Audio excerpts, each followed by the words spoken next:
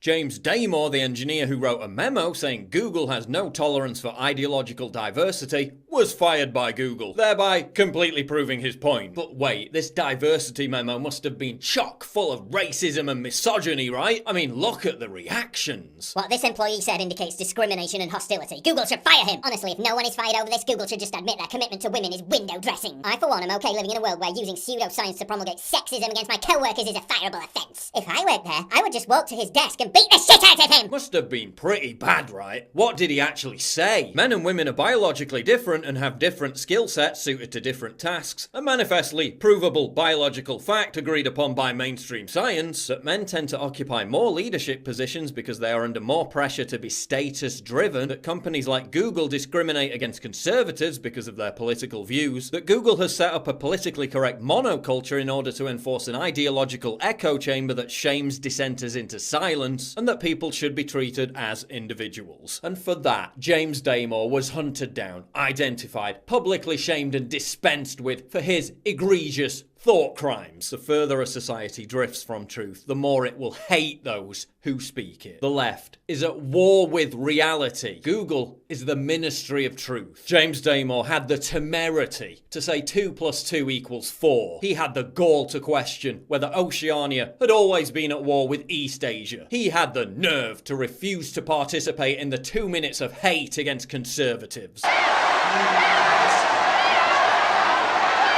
And for that, he was unmasked, doxxed, witch-hunted, publicly shamed and fired, all within the space of 3 days. War is peace, freedom is slavery, diversity is uniformity. Google's reason for firing Damore was to suggest that he was encouraging an environment of harassment, intimidation, bias, and unlawful discrimination. When that's exactly what Damore was trying to expose in his memo. That's exactly what the baying outrage mob did to Damore after he spoke out. Google CEO Sundar Pichai said the memo might have hurt some Google employees' feelings.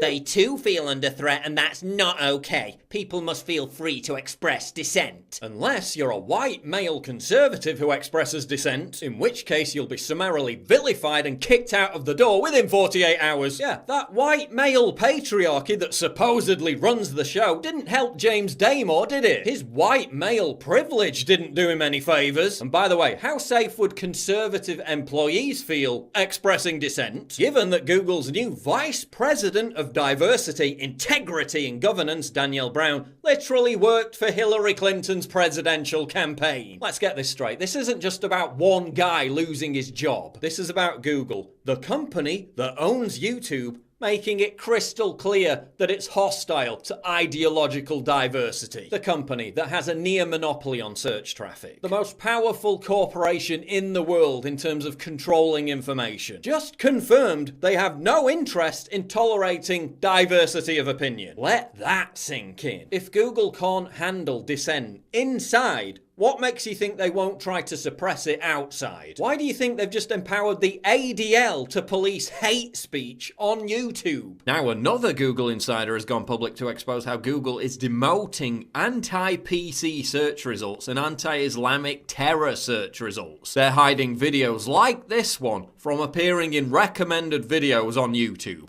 This is stealth censorship. The rules have changed. It's not the state that's the primary threat to free speech, it's Silicon Valley. It's monolithic corporations staffed by people who think anyone to the right of Jane Fonda is literally Hitler. Airbnb is now banning people from using their service if they have the wrong political views. Oh, but if you're a Christian bakery that politely declines to make a gay wedding cake, the entire apparatus of government and the outrage mob will come crashing down on you. Idea, a directory of known misogynist and racist used to avoid hiring or contracting. Godwin's list, the anti-reference. Useful? Put people on lists and collectively punish them for having different opinions, choking their ability to live life. That's progressivism in 2017. Should we be surprised that the same people who for years demanded safe spaces in university, the supposed cradle of free speech and ideas being challenged, are now turning Google, Facebook, Twitter and the rest of them into ideological safe spaces where conservatives are banished? Professors are now even allowing students to change their own grades If their original grade hurt their feelings? What kind of society are we creating? One in which you won't even be able to get a decent job unless you parrot the progressive consensus. One in which you'll be put on a blacklist and made unemployable if you dare voice your conservative opinions. One in which ideological obedience and compliance is ruthlessly enforced by giant monolithic corporations that control reality. That